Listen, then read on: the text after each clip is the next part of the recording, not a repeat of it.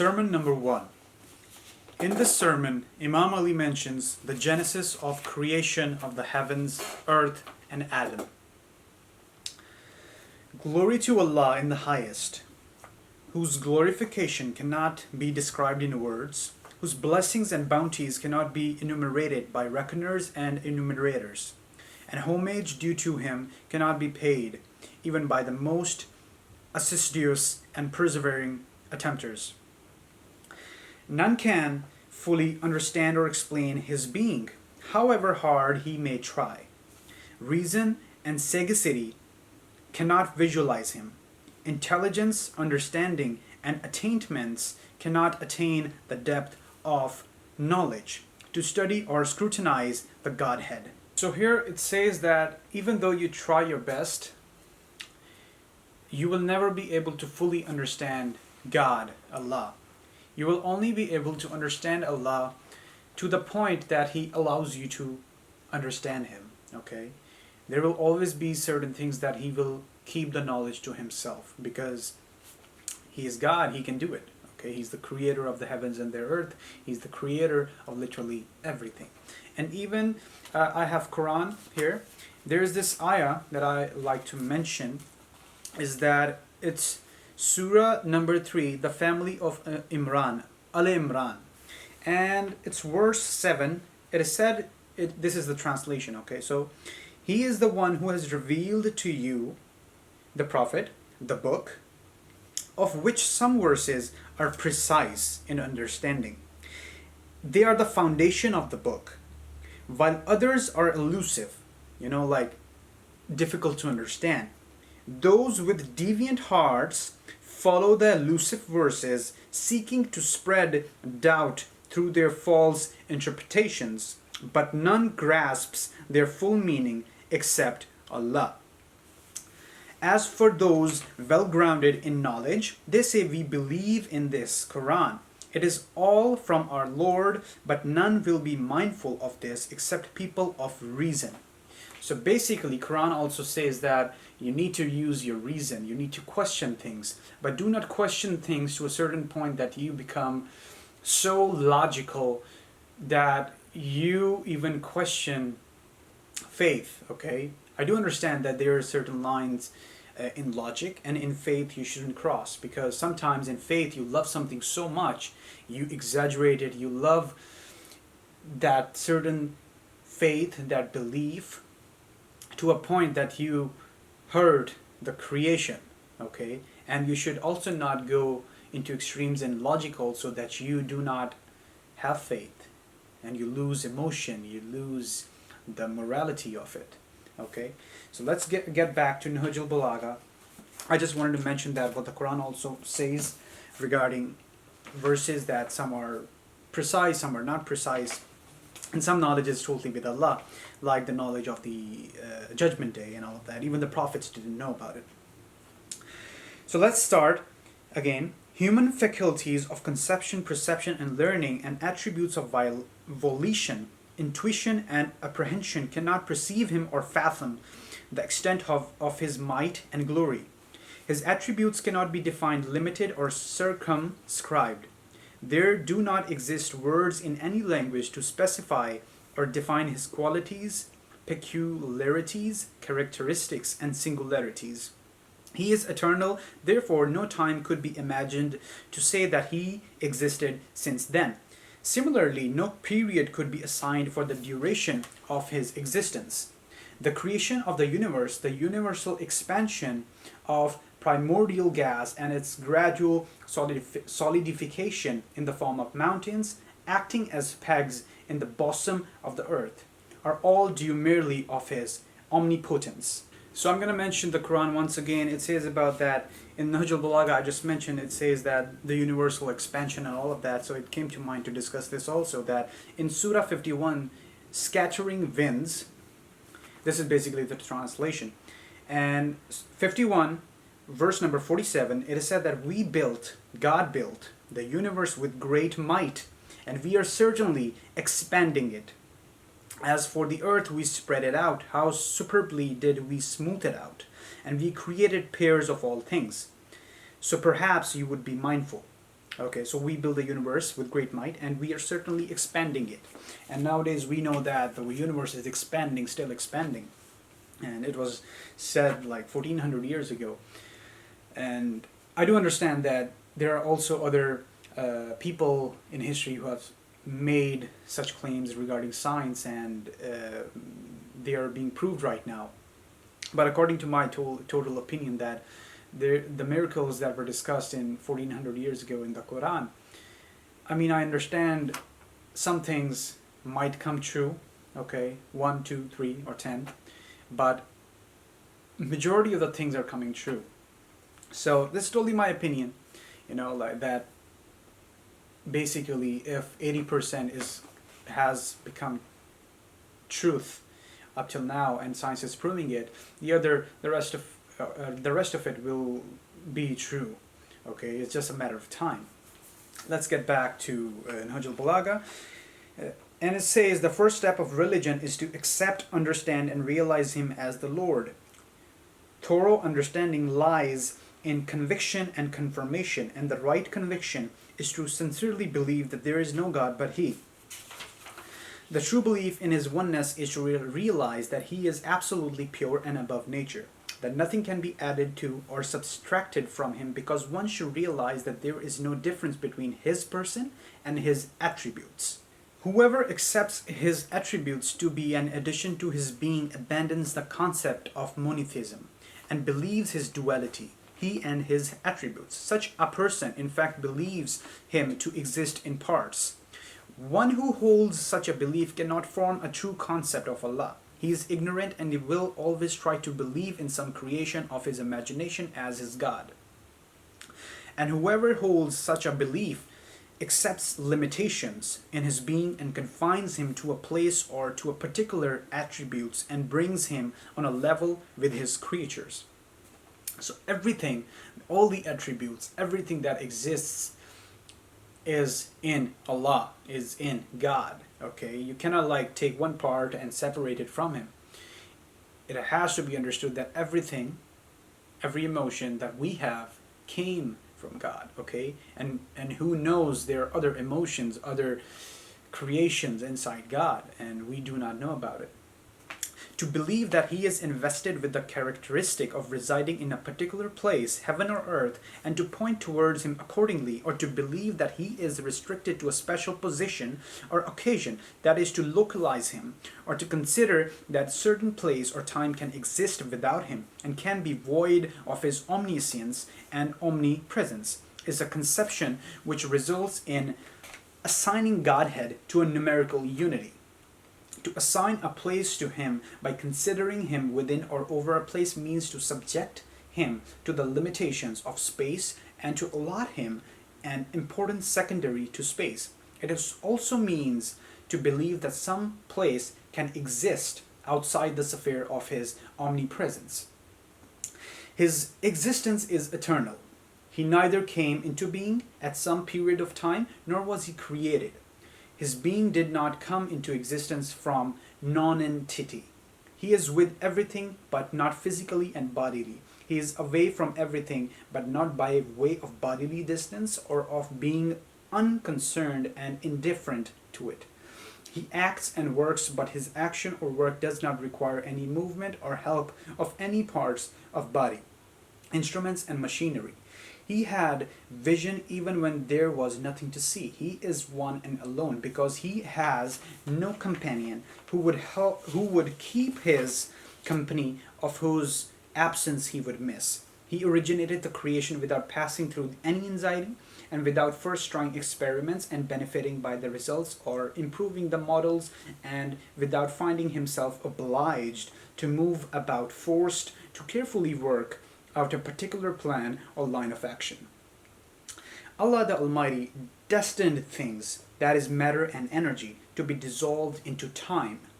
He so arranged and consolidated these factors, matter, time, and space, that the intensity of their diverse and opposing properties were reduced. As soon as things came into existence, they were allotted properties and place in nature. And soon after creation of things, order for expansion and extension was given, And just as things were obeying this order, each one of them was given a form and a body. Thus, every created thing, from the cosmic ray down to the most complicated form of life, and every object had a place permanently fixed, was assigned a position in nature, which none can change. In this arrangement, there was nothing accidental, but everything had a prearranged and predestined place in nature. Allah knew the very details of everything before He brought each of them into existence. His knowledge covered the near and the distant effects of the coming into being, evolution, and destruction of everything which was created. The Almighty Lord assigned places to these objects in space, and to gain this end, and primordial gas, or yelm, started breaking its continuity and consistency, thereby dividing into nebulous masses. The space was ordered to expand and to provide in its vastness places for this expanding nebulous mass. This stupendous mass of fluid was swirling and sweeping, and the shaking conglomeration was in an extremely disturbed and turbulent state. In it, huge waves, millions of miles high, were rising. The force of spontaneous expansion was acting. The most powerful stormy wind was rolling, rotating, shaking, drifting, sweeping, and forcing this fluid mass into outer regions of the space. At this stage, the force of expansion received the order to reverse to the system of condensation. All this time, the enormous velocity of expansion was kept under perfect control. He then bound the whole system within limits. At this juncture, Allah brought into existence a third force, resembling a highly strong wind. It stopped further thinning of the fluid and forced it back towards the center of the gravitation. Therefore, tremendous disturbances were raised in its body. This third force began acting upon it, creating fresh waves and forming flesh eddies like curd being converted into thin buttermilk, and thick small globules of butter. This wind, the third force, was acting very strongly in diverse ways. On the one hand, it turned the whole body of matter and energy in such a way that every part of it was equally and uniformly under its influence, till the yelm took up the form of something resembling foam and froth, which formed islands of thicker matter in the sea, thinner matter. Each foam and eddy was a galaxy. Thus the Lord created galactic clusters, 7 skies, one beyond the other. The lower cluster was to act as a base of center from which expansion was developed in all directions. And others, galactic clusters, looking like roofs, one over the other. The galaxies were and are still today floating in space without any support, occupying their places without any prop. He then allowed each galaxy to be adorned with its luminous suns or stars, planets reflecting lights of suns, and satellites, which are moons. While every one of them, stars and satellites, were decreed to rotate on its orbit, within the limits of the constantly rotating roof galaxy. After having opened up the space, Allah filled it with different kinds of angels. Some of them, since their creation, have engaged themselves in prostration and have not got and will not get a chance to rise to the bowing posture, ruku. Some are bowing and will never stand up, while there are some who are standing in a file worshipping and will never leave their places or move. Some are constantly glorifying Him since their creation and will continue it without a break to the end of their existence. They never get tired, nor the constant work annoys them. All angels are so created that exhaustion and fatigue do not betake them, and oversight, negligence, or forgetfulness do not affect them. Some of them are trustees of His revelations and act as a messenger carrying His commandments to His prophets and apostles. Some of them are guardians of His creatures, while others are guards of paradise. Some are so created that they extend from one part of the space to the other, even reaching beyond the limits of space. The grandeur of his might and glory has dazzled them, and realization of their own humility and meekness overpowers them. His might and power screens them from the eyes of his own other creatures. Having realized his greatness, they do not associate him with any form, figure, appearance, shape, or size. Neither do they ascribe attributes to his creatures to him, nor confine him to a place or position, nor compare or liken him to anything. Now, this is the second sermon, which is also connected with the first sermon. Allah then gathered together earth, having various properties, hard, soft, saline, acidic, etc., having different colors and humors. He moistened it and allowed it to ferment till it became one cohesive mass and took up a form, perhaps amino acid. He then allowed this shapeless mass having to take up a shape, various twists and curves in its body, and many limbs, joints, and segments.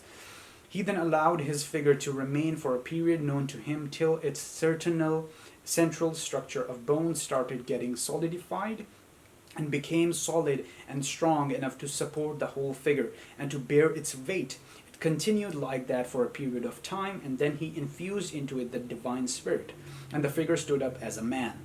This creation was an intelligent and rational being, using intellect instead of instinct, and having complete control of mental faculties and full command over his limbs. Just wanted to mention from the Quran, Surah number 21, the Prophets, verse number 30. Do the disbelievers not realize that the heavens and the earth were once one mass, then we split them apart, and we created from water every living thing? Will they not then believe? And we have placed firm mountains upon the earth, so it does not shake with them, and made in it broad pathways, so they may find their way. And we have made the sky a well-protective canopy, still they turn away from its signs. And he is the one who created the day and the night, the sun and the moon, each traveling in an orbit. Just wanted to mention that, how it's related, this book, and that everything came from water, and nowadays we know that everything came from water. Let us continue.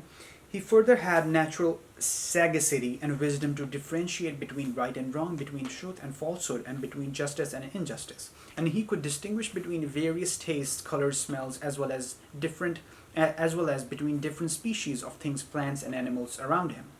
This creature, man, had a body constituted and composed of substances having contradictory, conflicting, and divergent properties, as well as compatible, agreeing, and harmonious qualities, having intrinsic heat and cold, and latent humidity and dryness. Having created and perfected such a being, he ordained the angels to hand over the trust committed to their care and to fulfill the promise they had made, which was to accept his superiority and to recognize his greatness. He therefore ordered them all to pay their homage to him and to bow down before him. They all obeyed his command except the Satan, Shaitan, Iblis, who had prejudice against Adam, and his bigotry led him to rebel against his orders and to behave impudently. He was arrogant of his origin of fire and humiliated Adam upon his origin of clay. Wrath of Allah be upon him, and he was given time till the day of judgment. Allah then allowed Adam to live in a place where he could pass his time happily, free from every kind of sorrow and grief. Adam was fully warned of Satan's enmity with him and his evil intentions against him. When the Satan saw Adam living in such a happy surrounding and having such a good company, he again felt jealous of him and allured him out of his place, position, and status. Unfortunately, Adam could not see through the deception and changed the firm belief which he ought to have in the advice of Allah, to doubt in the usefulness of his advice, that Satan is jealous of him and will harm him, and instead of a strong courage to act in obedience to the advice and according to his conviction, he faltered and fell into the trap of Satan. He thus changed his happy and carefree condition into the uncertainty, fear, disappointment, and shame. After his last lapse, Adam felt ashamed of his weakness and repented, and Allah the Merciful accepted his penitence and taught him the way to seek his forgiveness, favor, and grace, and promised to take him back to paradise. But for the time being, he sent him to the place where he had to strive for his living, a place where he could have children and his race could multiply. Allah selected his prophets from the descendants of Adam, took covenants from them to faithfully act according to his revelation and to propagate his message. The system of appointing messengers and prophets were adopted when many people broke their covenant given to Allah and went back upon their words, forgot their duties and divine rights, began accepting others as their gods, and started worshipping them, because Satan had induced them to give up the ways of Allah and to forsake his worship. Allah sent his prophets continuously, one after the other, so that they might remind human beings of the duties which nature had laid upon them, as a part of the plan of their existence and as a fulfillment of the promises made by their spirits on the day of creation. So it is said that the promise, that the covenant that Allah took from us, from humans, is that when we were in the soul realm, that all of us made a covenant, a promise that we will not go against God's rules and laws, and we will believe in his oneness, and we will follow his rules. But as we come here, society and circumstances sort of change our philosophy, our psychology, our belief system, and then that is why prophets were sent to keep us on the right track and all of that.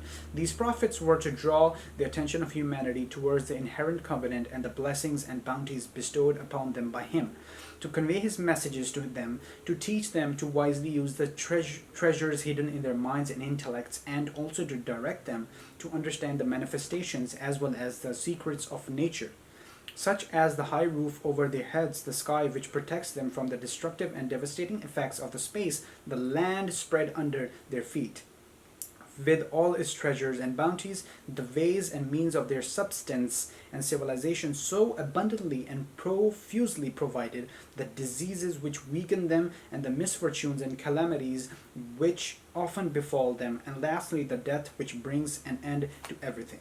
Allah the Almighty has never left his creation without guidance and education through his prophets, without a divine book, without conclusive and effective proof, and without a clear path to salvation. His prophets were men of such strength of character and courage that though they were often in minority and those who opposed them always had the majority, yet they never felt nervous, disappointed, or baffled, and never forsook their missions. None of them left this world without indicating and pointing out the one who was to take up this place after his demise and carry the divine mission.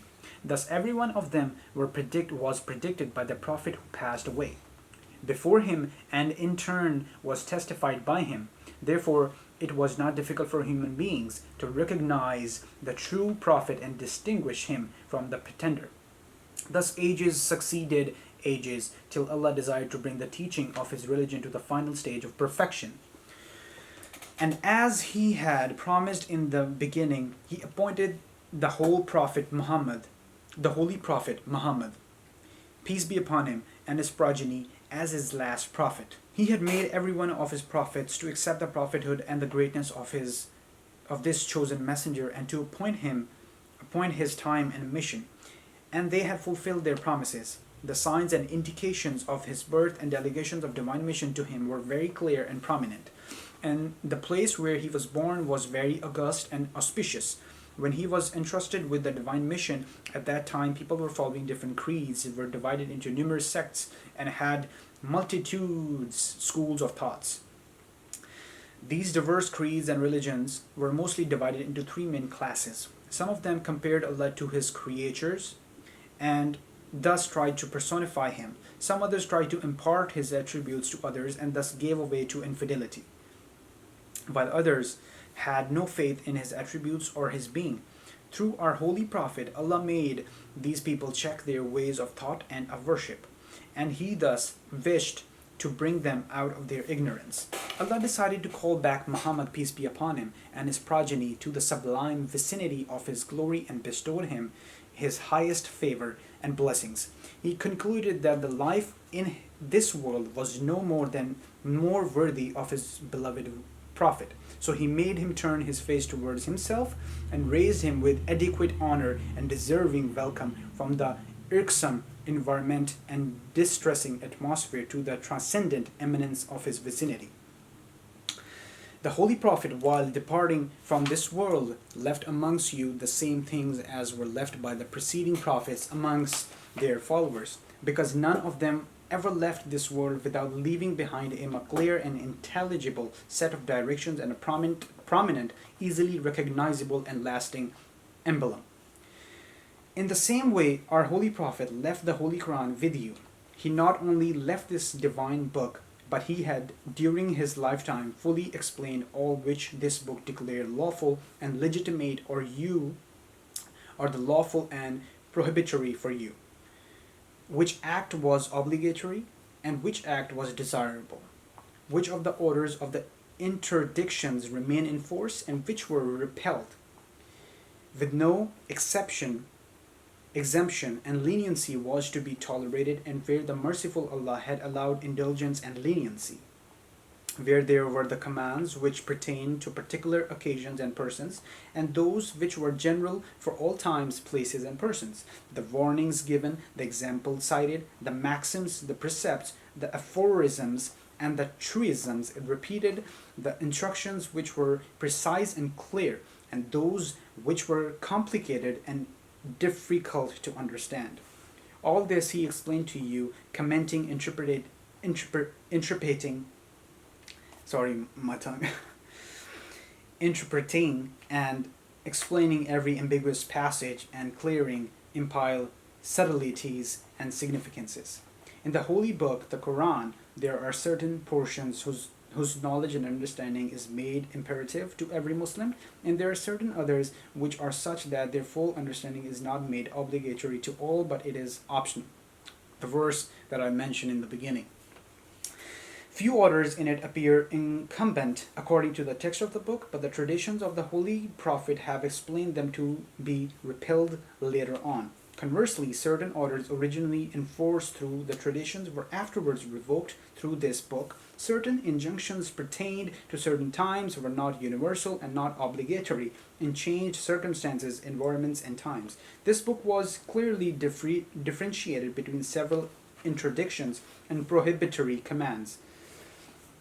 There are unpardonable and more mortal sins which are fatal to the soul and salvation, and the penalty for them is hell, while there are minor sins and lapses which may be pardoned.